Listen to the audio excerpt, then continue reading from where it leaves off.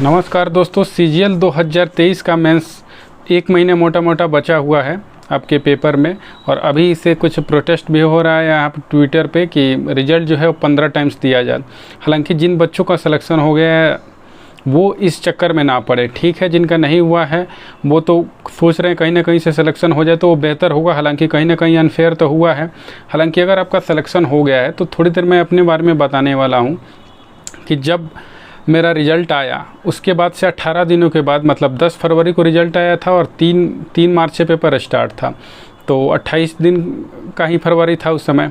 तो 18 से 20 दिन मेरे पास टाइम था और उस समय मैं सीपीओ के दौड़ में गया हुआ था उस दिन, जिस दिन रिज़ल्ट आया हुआ था। तो और मैं पूरी तरीके से फोकस्ड उधर भी था, मतलब इसको लेके चल रहा था। लेकिन वो क्या है ना कि मार्क्स का फ्लक्चुएसन बहुत ज़्यादा हो रहा था मॉक में। कभी 250 नंबर आ रहे हैं, कभी 260 आ रहे हैं, कभी 280 आ रहे हैं, कभी 310 आ रहे हैं। ऐसा नहीं है कि मतलब वो यूनिफॉर्म मार्क्स नहीं आ पा रहे थे, कभी 342 तक मार्क्स चला गया है। तो ऐसा आप कभी भी मतलब इस बात को लेकर डीमोटिवेट नहीं होइए कि मेरा जो मार्क्स है अभी 200 आ रहा है, 250 आ रहा है, 280 आ रहा है, 275 आ रहा है। हालांकि 280 के ऊपर मार्क्स मेरा रहता था। मैं ये चीज़ बता दूं, परसेंटाइल जो था वो अच्छे परसेंटाइल में मैं रहता था हमेशा। कभी ये नहीं सोचा था कि ये पेपर का लेवल कैसा आ गया, मॉक में अचानक से ऐसा कैसे क्वेश्चन आ जाता है, एग्ज़ाम में ऐसे पैटर्न नहीं आता है। हमें लगता था कि क्या जो बच्चे हमारे साथ फ़ाइट कर रहे हैं हम उसके साथ फ़ाइट कर पा रहे हैं या नहीं कर पा रहे हैं। ये बिना मतलब ये नहीं देखते थे कि यहाँ 300 नंबर आ रहा है कि नहीं आ रहा है, 320 क्यों नहीं आ रहा है, 335 क्यों नहीं आ रहा है। तो अगर किसी बच्चे को ये लगता है कि हाँ चलो इसका तुक्का से सिलेक्शन हो गया, तो चलो हम ये भी एक्सेप्ट करते हैं कि तुक्का से अगर सिलेक्शन हुआ होगा तो क्या पता कहीं वो तुक्का आपके साथ हो जाए। ऐसा तो बिल्कुल पॉसिबल है। और रैंक भी अच्छा आया हुआ था।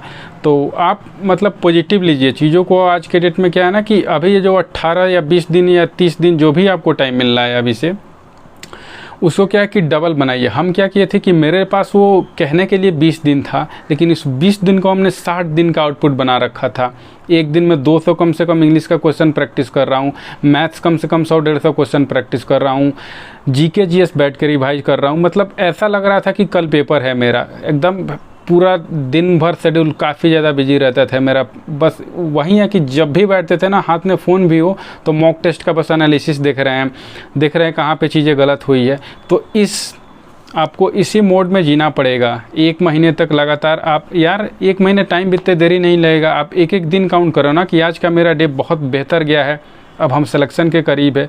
अगर इतने बड़े सपने सजा के बैठे हो तो 1 महीने टाइम, मतलब अपने आप को तो कष्ट दिया जा सकता है। 6 से 7 घंटा सो जाओ, 6 घंटे काफ़ी है सोने के लिए। आप 12 से 13 घंटे का आउटपुट आपको देना पड़ेगा एनी हाउ, क्योंकि सब्जेक्ट इतने ज़्यादा है। कंप्यूटर आ गया, अभी से आपको कंप्यूटर का टेंशन होगा, टाइपिंग का टेंशन होगा जिनका टाइपिंग नहीं हुआ है तो हर एक चीज़ का आउटपुट ज़्यादा होना चाहिए। हालांकि एक चीज़ का ध्यान रखें कि मॉक टेस्ट दे रहे हैं ना, तो आप कोशिश कीजिए कि सेक्शन वाइज रीजनिंग और मैथ्स का टेस्ट ज़्यादा देने के लिए, क्योंकि उसमें आपको टाइम की दिक्कत आ सकती है। लेकिन इंग्लिश और जीके जीएस में टाइम की दिक्कत नहीं आएगी। हालांकि प्रैक्टिस उसमें भी चाहिए। इंग्लिश की प्रैक्टिस आपको बहुत करनी पड़ेगी। बहुत सारे पारा जंबल आज अब सोल्व करना स्टार्ट कर दीजिए, पैसेज सोल्व करना स्टार्ट कर दीजिए, क्योंकि वहाँ लेवल थोड़ा अच्छा आता है एग्ज़ाम में। हालांकि वो टाइम बहुत मिल जाता है तो बार बार चीज़ों को पढ़ के कर सकते हैं। तो यही है कि डेली रिवाइज कीजिए। अभी से वोकैब हो गया, जीके जीएस हो गया, इनका रिवाइज इतना ज़्यादा मतलब कीजिए ना, 4 से 5 घंटा कम से कम आपको इसमें देना ही देना है। और आप 11 से 12 घंटे का शेड्यूल कम से कम रखिए 1 महीने तक, तभी जाके ये चीज़ें हो पाती है। और पॉजिटिव थिंकिंग रखा करो कि नहीं सिलेक्शन हो जाएगा। ऐसा नहीं है कि 270-80 आ रहा है, रैंक 20,000 22,000 दिखा रहा है मेरा, तो सिलेक्शन नहीं होगा। ये सारी चीज़ें मतलब सोचनी नहीं है। पैटर्न ही ऐसा है कि जिस दिन अगर आपका थोड़ा सा भी अगर लक फेवर में हो, पढ़ा हुआ जीके जीएस आ गया, तो आप क्या कर सकते हैं, फिर तो रिजल्ट आपके फेवर में जाएगा। तो ये चीज़ें अभी से मतलब डिमोटिवेट होकर मत बैठ जाइए कि मैं 20,000 में आ रहा हूँ, 15,000 में आ रहा हूँ, 25,000 में आ रहा हूँ या 10,000 में आ रहा हूँ। आप अपना काम ईमानदारी से कीजिए, बाकी सारी चीज़ें छोड़ दीजिए। क्या होगा क्या नहीं होगा ये किसी के हाथ में नहीं है।